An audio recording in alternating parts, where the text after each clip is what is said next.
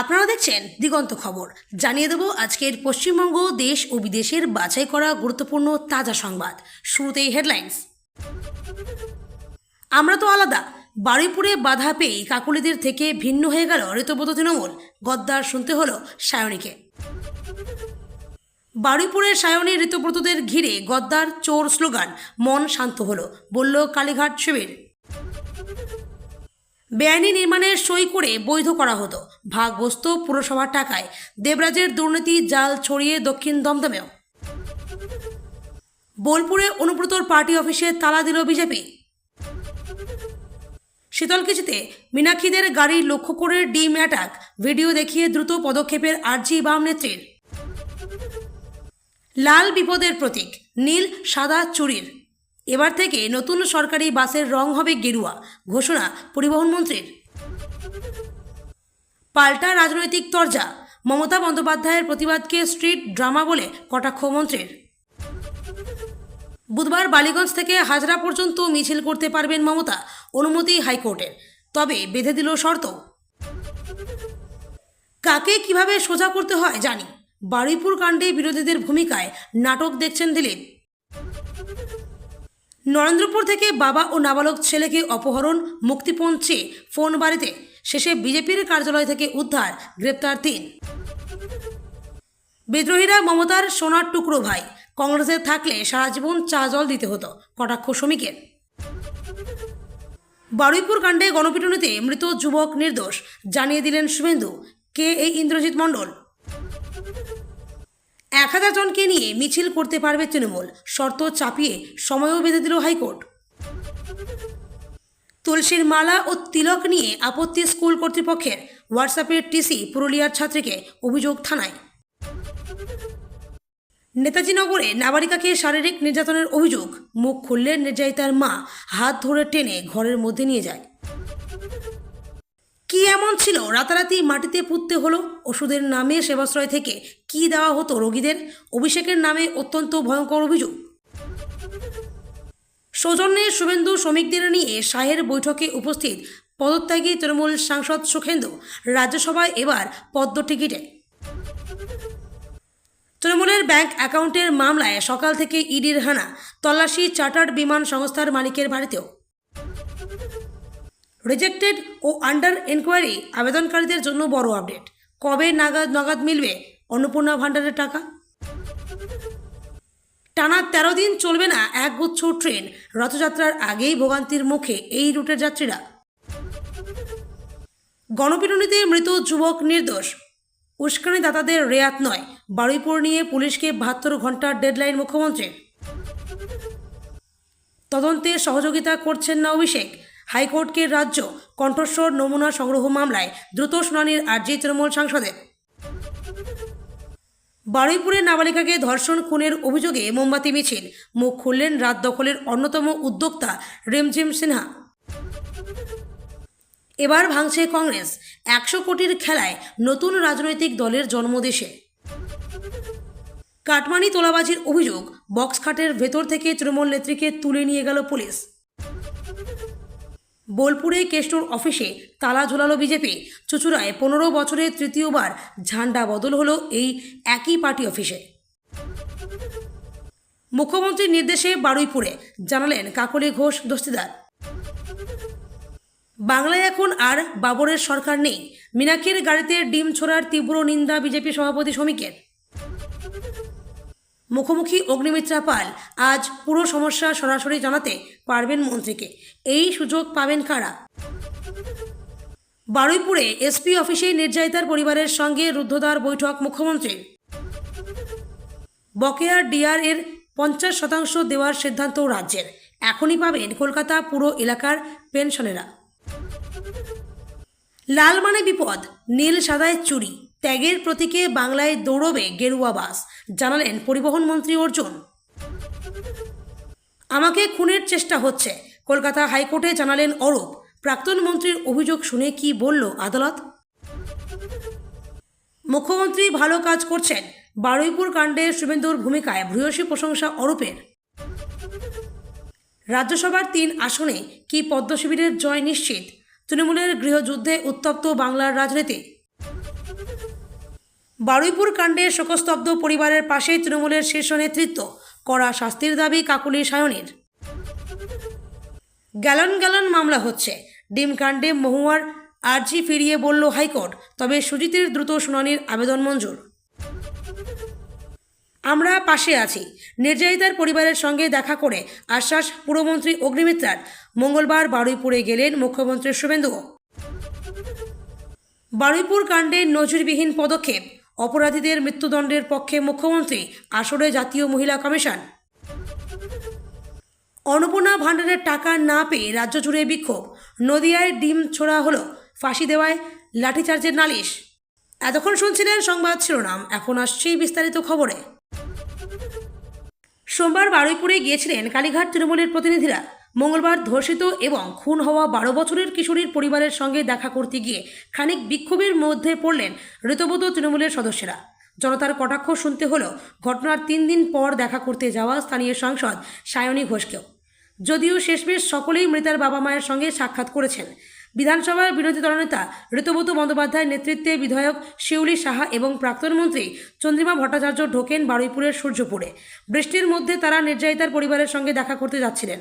তার আগে রাজ্যের মন্ত্রী অগ্নিমিত্রা পাল এবং বিজেপি নেত্রী লকেট চট্টোপাধ্যায় দেখা করেন কন্যাহারা বাবা মায়ের সঙ্গে। মোটামুটি শান্তই ছিল পরিবেশ, কিন্তু ঋতব্রত শিউলিদের দেখে স্থানীয়দের একাংশ ক্ষিপ্ত হয়ে ওঠেন। ঋতব্রতকে উদ্দেশ্য করে বালিশচাটা, চোর চোর ইত্যাদি স্লোগান দেওয়া হয়। সেই সময় কথা কাটাকাটিতে জড়ান বিধানসভায় তৃণমূলের ডেপুটি লিডার শিউলি। তাকে বলতে শোনা যায়, আমরা তো আলাদা, তোমরা এভাবে আমাদের বাধা দিতে পারো না, আমরাও অপরাধীদের শাস্তি চাই। অন্যদিকে এনডিএ জোটকে সমর্থনকারী তৃণমূলের বিদ্রোহী 2 সাংসদ সায়নী ঘোষ এবং কাকলি ঘোষ দস্তিদারও গিয়েছিলেন বারুইপুরে।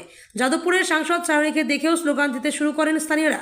মমতা অভিষেক বন্দ্যোপাধ্যায়ের ছত্রছায়া ছেড়ে 19 বিদ্রোহী সাংসদের সঙ্গে nationalist citizen party of India নামে অচেনা দলের নাম লেখানো সায়নীকে গদ্দার বলে কটাক্ষ করেন কয়েকজন। তাদের মধ্যে এক যুবক বলেন, স্থানীয় সাংসদ কিভাবে ঘটনার 3 দিন পর আমাকে এখানে আসেন? এতদিন উনি কি করছিলেন? তাছাড়া আমাদের যাদবপুরবাসীদের সঙ্গে গদ্দারি করেছেন উনি। লোকসভা ভোটের সময় তৃণমূলী ত্যাগীদের উনি গদ্দার বলতেন। আজ উনি কি করেছেন? এখানে এলেই বা কেন? নির্যাতিতার পরিবারের সঙ্গে দেখা করার পরে ঋতব্রত জানান, মৃতার বাবা মাকে সমবেদনা জানিয়েছেন তারা। তিনি আরও জানান, রাজ্যে একের পর এক এমন ঘটনা ঘটেছে, দৃঢ় পদক্ষেপ করতে হবে রাজ্য সরকারকে। ঋতব্রত বলেন, মুখ্যমন্ত্রীর সঙ্গে আমার আগেও কথা হয়েছে, আমরা বিচার চেয়েছি। সায়নী প্রসঙ্গ উঠতেই ঋতব্রত, আমরা আলাদা এসেছি, চলো বলে ছাতা মাথায় ব্যস্ত পায়ে এগিয়ে যান। আর সায়নী বলেছেন, অভিমান থাকলে 100 বার বলতে পারে আমায়। যেমন 1 মিনিটের জন্য আটকাবে, তেমন আধ ঘন্টার জন্য ভিতরে ঢুকে কথাও বলাবে।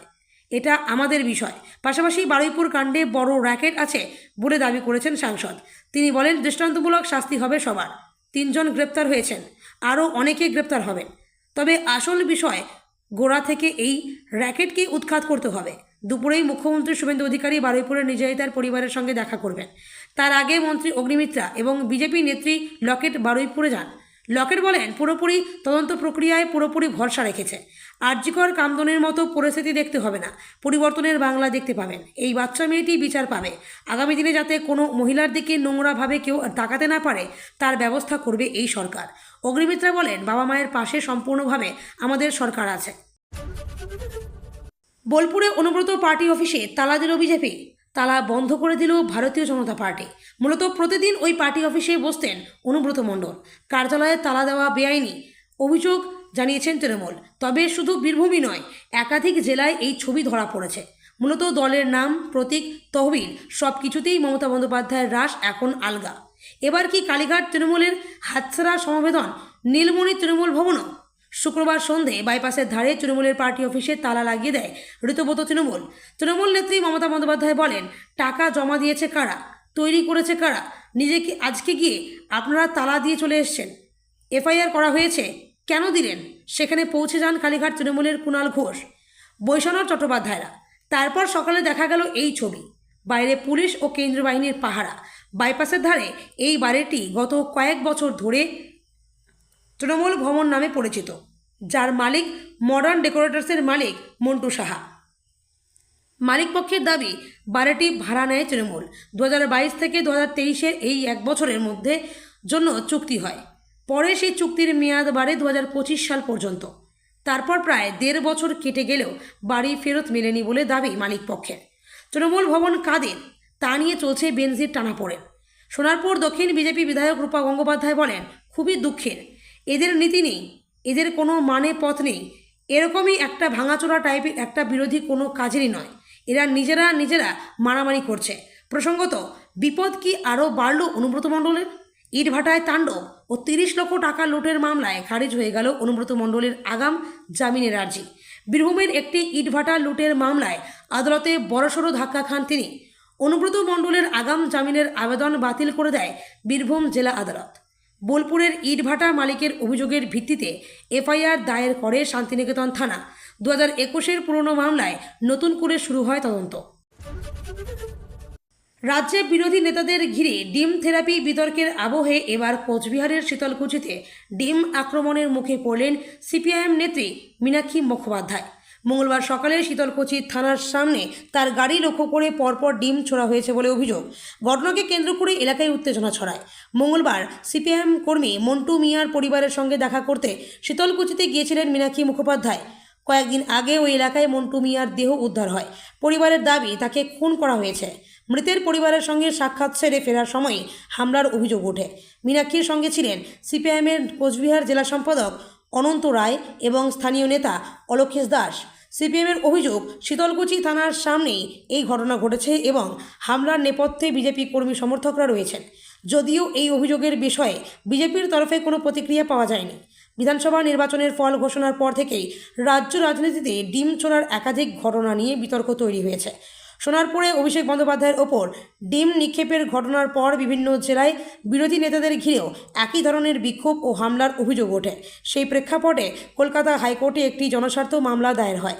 আইনজীবী দানিশ ফারুক ওই মামলায় দাবি করেন, নির্বাচনের ফল প্রকাশের পর বিরোধী রাজনৈতিক দলের নেতাদের ওপর হামলা এবং বিভিন্ন রাজনৈতিক কার্যালয়ে ভাঙচুরের একাধিক ঘটনা ঘটেছে, যা গণতান্ত্রিক পরিবেশের পরিপন্থী।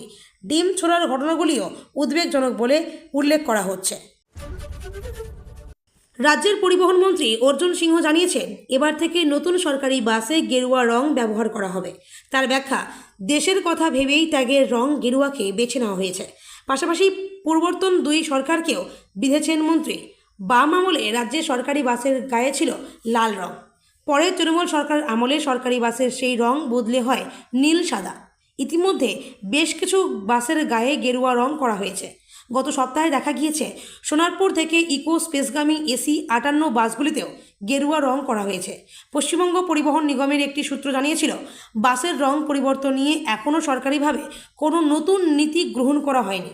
তবে মঙ্গলবার পরিবহন মন্ত্রী সাফ জানিয়েছেন, এখন থেকে নতুন যে সরকারি বাস কেনা হবে তার রং হবে গেরুয়া। কেন, তার ব্যাখ্যাও দিয়েছেন মন্ত্রী। তার কথায়, লাল রং বিপদের প্রতীক, নীল সাদা চুরির প্রতীক, গেরুয়া ত্যাগের প্রতীক। আমরা রাষ্ট্রবাদী, তাই দেশের কথা ভেবে ত্যাগের প্রতীক গেরুয়া রঙকেই বেছে নেওয়া হয়েছে। রাজ্যের মন্ত্রী আরও এক ধাপ এগিয়ে বলেন, এখন অ্যাপেলও গেরুয়া রঙের মোবাইল বিক্রি করছে, বুঝতে পারছেন? তিনি মনে করিয়ে দেন বিজেপির স্লোগানের কথাও। তার কথায়, রামরাজ ফির আয়েগা, গেরুয়াধারী আয়েঙ্গে। মন্ত্রী সরকারি বাসের রং পরিবর্তনের কথা বললেও তাতে যারা নিত্য যাতায়াত করেন তাদের একাংশে প্রশ্ন, এবার কি পরিষেবার মানেরও কিছু পরিবর্তন হবে? নিত্যযাত্রীদের একাংশের অভিযোগ, দীর্ঘক্ষণ সরকারি বাসের অপেক্ষায় দাঁড়িয়ে থাকতে হয়। গত কয়েক বছরে সরকারি বাসের সংখ্যা আরও কমেছে। এক যাত্রীর প্রশ্ন, বাসের রং গেরুয়া হলে কি অপেক্ষার সময়সীমা কমবে? বাসকর্মীদের একটি সূত্র বলছে, চালক কর্মীর অভাব রয়েছে। রঙের পরিবর্তনের পাশাপাশি ব্যবস্থাপনার পরিবর্তনও প্রয়োজন বলে মনে করছেন কেউ কেউ।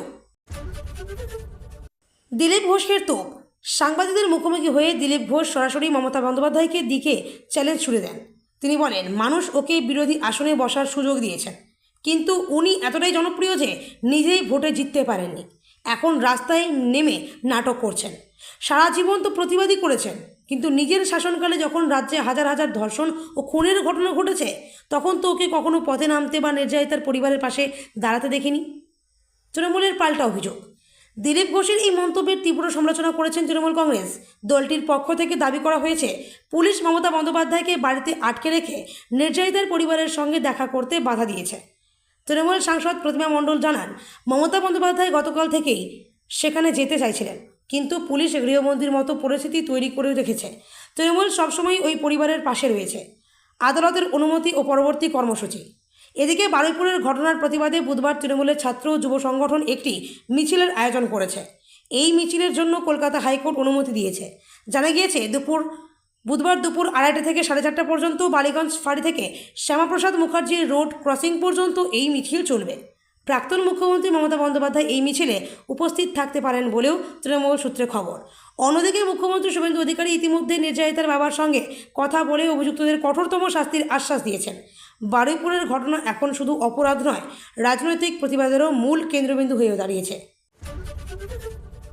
কলকাতার রাস্তায় বুধবার মিছিল করতে পারবেন মমতা বন্দ্যোপাধ্যায়। তাদের মিছিলের অনুমতি দিলেও বেশ কিছু শর্ত বেঁধে দিয়েছে কলকাতা হাইকোর্ট। মঙ্গলবার হাইকোর্ট জানিয়েছে, বুধবার 8ই জুলাই মিছিলটি বালিগঞ্জ ফাঁড়ি থেকে শুরু হয়ে হাজরা মোড়ে গিয়ে শেষ করতে হবে। যে রাস্তা দিয়ে মিছিল যাবে তার একটি লেন খোলা রাখতে হবে। মিছিলের সময়ও বেঁধে দিয়েছে হাইকোর্ট। দুপুর 2:30 থেকে বিকেল 4:30 পর্যন্ত মিছিল করা যাবে। মিছিলে 1000 জনের বেশি মানুষ অংশগ্রহণ করতে পারবেন না। কালীঘাট তৃণমূলের অভিযোগ ছিল, বুধবার তাদের যে মিছিল করার পরিকল্পনা রয়েছে তাতে অনুমতি দিচ্ছে না পুলিশ। কী নিয়ে মিছিল, তা বারুইপুর কাণ্ডের প্রতিবাদে কিনা এসব যদিও স্পষ্ট হয়, মিছিলে থাকার কথা মমতা বন্দ্যোপাধ্যায়েরও। পরে কালীঘাট তৃণমূল কলকাতা হাইকোর্টের দ্বারস্থ হয়। হাইকোর্টে বিচারপতি সৌগত ভট্টাচার্যের বেঞ্চের দৃষ্টি আকর্ষণ করেন কালীঘাটপন্থী তৃণমূলের আইনজীবী কল্যাণ বন্দ্যোপাধ্যায়। মামলা দায়ের করার অনুমতি দেয় হাইকোর্ট। এবার বিচারপতি শর্ত সাপেক্ষে মিছিল করার অনুমতি দিলেন। বারুইপুর কাণ্ডের প্রতিবাদে সোমবার রাস্তায় নেমেছিলেন মমতা। কালীঘাটে নিজের বাসভবনের সামনে মোমবাতি নিয়ে প্রতিবাদ মিছিল শুরু করেন প্রাক্তন মুখ্যমন্ত্রী। বাড়ি থেকে বেরোতেই গলির মুখে তৃণমূল নেত্রীর মিছিল আটকে দিয়েছিল কেন্দ্রীয় বাহিনী। যদিও সেই বাধা টপকে, ব্যারিকেড টপকে মিছিল নিয়ে হরিশ চ্যাটার্জি স্ট্রিটের মূল রাস্তায় পৌঁছে যান মমতা এবং তার সঙ্গী অনুগামীরা। সোমবার দুপুরে মমতার তরফে বারুইপুরে যান রাজ্যসভা সাংসদ দোলা সেন, প্রতিমা মণ্ডল, বিধানসভার প্রাক্তন স্পিকার বিমান বন্দ্যোপাধ্যায়। একটার পর একটা মামলার ফাঁসে তৃণমূলের সর্বভারতীয় সাধারণ সম্পাদক অভিষেক বন্দ্যোপাধ্যায়। ইতিমধ্যেই সেবাশ্রয় নিয়ে একাধিক প্রশ্ন উঠেছে। জোড়া এফআইআরের পর সেবাশ্রয় নিয়ে নতুন অভিযোগ দায়ের করলেন বিজেপি নেতা অভিজিৎ দাস ববি। সোমবার সন্ধ্যায় পারুলিয়া কোস্টাল থানায় অভিষেক বন্দ্যোপাধ্যায় ও তার সহযোগী সুমিত রায় সহ তৎকালীন জেলাশাসক স্বাস্থ্যকর্তাদের বিরুদ্ধে অভিযোগ করলেন ববি। ববির মূল অভিযোগ, গত 10ই জুন সরিষার হিঞ্চাবেরিয়া এলাকা থেকে মাটি খুঁড়ে প্রচুর ওষুধ উদ্ধার করেন বিজেপি কর্মী সমর্থকরা। পারুলিয়া থানার পুলিশ উদ্ধার ওষুধের নমুনা সংগ্রহ করলেও কোনো মামলা রুজু করেনি। ববির দায়ের অভিযোগ, সেবাশ্রয় প্রকল্পে ওষুধ নিয়েও কোটি কোটি টাকার অনিয়ম হয়েছে। এই ওষুধ উদ্ধারের তদন্ত করলে প্রকৃত সত্য সামনে আসবে। নির্বাচনের পরে ডায়মন্ড হারবারের সরিষা ও হিঞ্চাবেরিয়া এলাকায় সেবাশ্রয়ের ওষুধ মাটি খুঁড়ে উদ্ধার করা হয়। তবে কেন এত কোটি টাকার ওষুধ মাটিতে পুঁতে দেওয়া হয়েছিল? উদ্ধার হওয়া বিপুল পরিমাণ ওষুধ ঘিরে ঘনীভূত হতে থাকে রহস্য। ববির মূল অভিযোগ উঠছে ওষুধ পাচারের। সরকারি ও জনকল্যাণমূলক চিকিৎসা শিবিরের নাম করে খোলা বাজার থেকে এই বিপুল পরিমাণ ওষুধ কেনা হয়েছিল কিনা এবং এর পেছনে কোনো বড়সড় আর্থিক বিনিয়োগ রয়েছে কিনা তা খতিয়ে দেখতে ইতিপূর্বেই পুলিশের কাছে আবেদন জানানো হয়েছে। ববির প্রশ্ন, পাচারের উদ্দেশ্যেই কি এই জীবনদায়ী ওষুধগুলো মাটির নিচে লুকিয়ে রাখা হয়েছিল? ববির বক্তব্য, কার এই ব্যক্তি যারা ওষুধগুলো মাটি চাপা দিয়ে রেখেছিল সেটাও খুঁজে বার করতে হবে। সেবাশ্রয়ের লোকও ছিল। যেই সরকারি পরিবর্তন হলো, কি এমন অবস্থা হলো যে কোটি কোটি টাকার ওষুধ চাপা দিতে হলো? ওষুধ উদ্ধারের পর দেখা যায় বেশ কিছু ওষুধের মেয়াদ উত্তীর্ণ হয়ে গিয়েছে, কিছুরই হয়নি। তার মানে সেবাশ্রয়ে মেয়াদ উত্তীর্ণ ওষুধও রোগীদের দিয়ে দেওয়া হতো।